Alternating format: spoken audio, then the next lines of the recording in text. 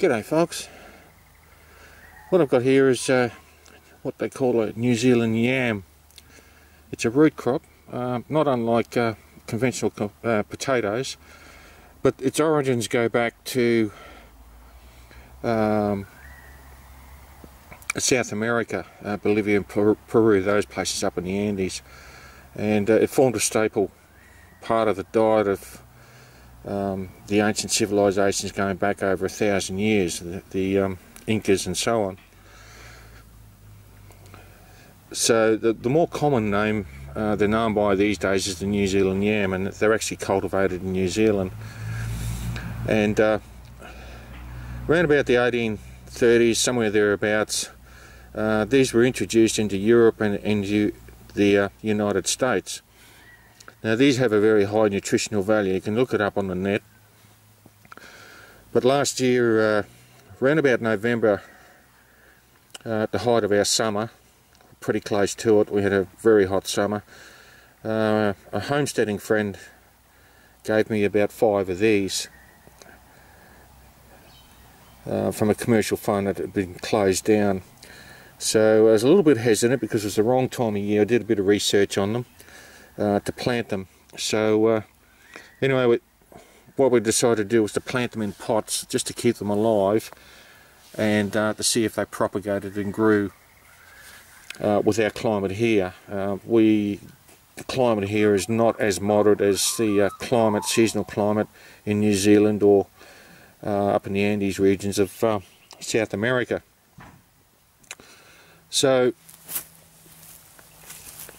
planted each one of these in a pot, and I had to shade them during our hot summer, so they got the early morning sun, but they were protected from the heat of the day. In the early afternoon, midday and so on.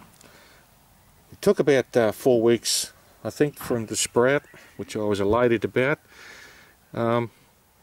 They do like a fairly mulchy type soil, and as we can see here, this is done. We're in our winter now actually. That they've done really well. From this to we've got these ones here. In this other pot we've got some more. This one we've had problems with birds over the last couple of weeks. They come in and have a bit of a nibble on them. But the way they grow is that they send out runners along the ground.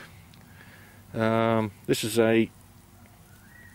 roughly what the leaf looks like. It looks like very much like a clover leaf. Very succulent at the height of the growing season. Same with these runners. And what these runners do,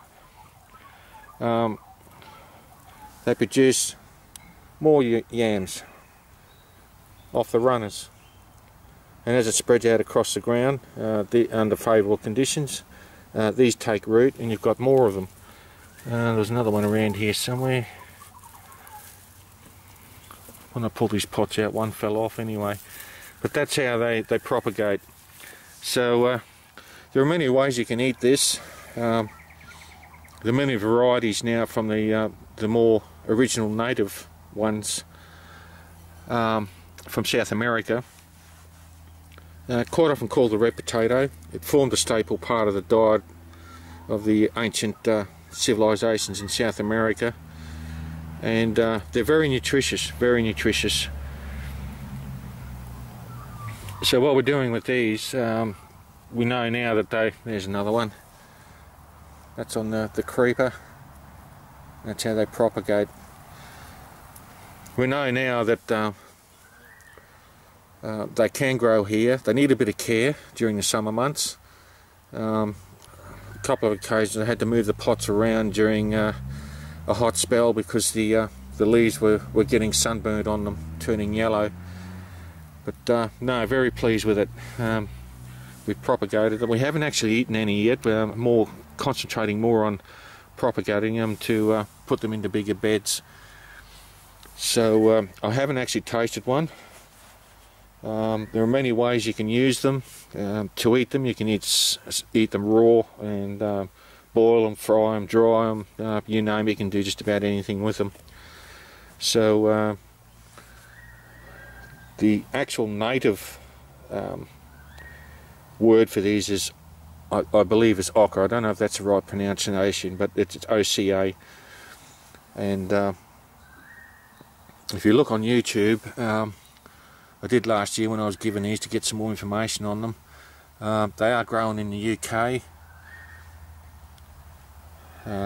One lady grew it in a greenhouse in a pot just to keep them alive, and another guy grew them in a large garden bed.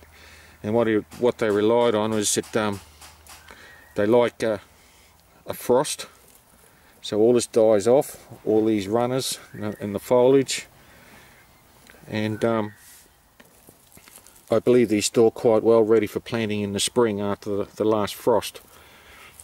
We've had some frost here this year, and it seems to be quite favourable to the growing conditions of this yam.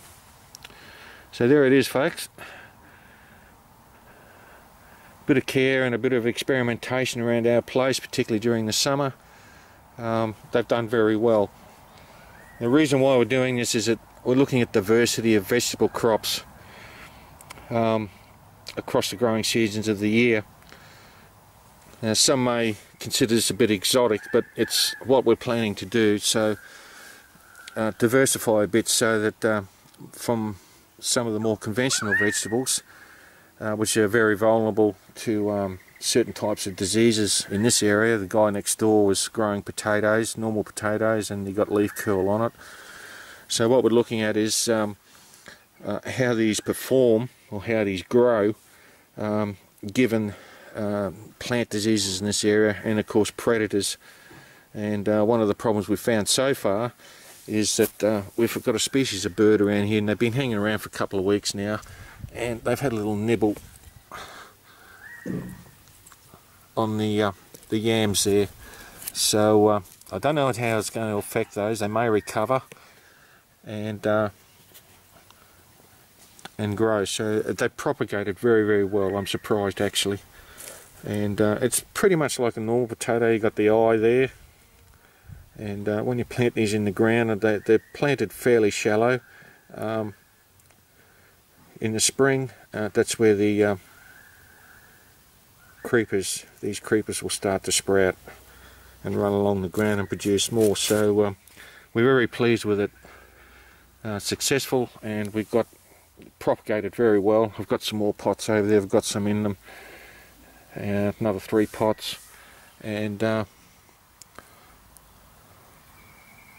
one will be ready to plant in a month or so after our last frost, if you can predict how frosts are going. And that's good. It's good. Very impressed with it. So that gives us an alternative to conventional root crops like turnips, potatoes. We've got sweet potatoes growing here too, and gives a bit of our diversity. Okay folks, thanks for watching. See you later.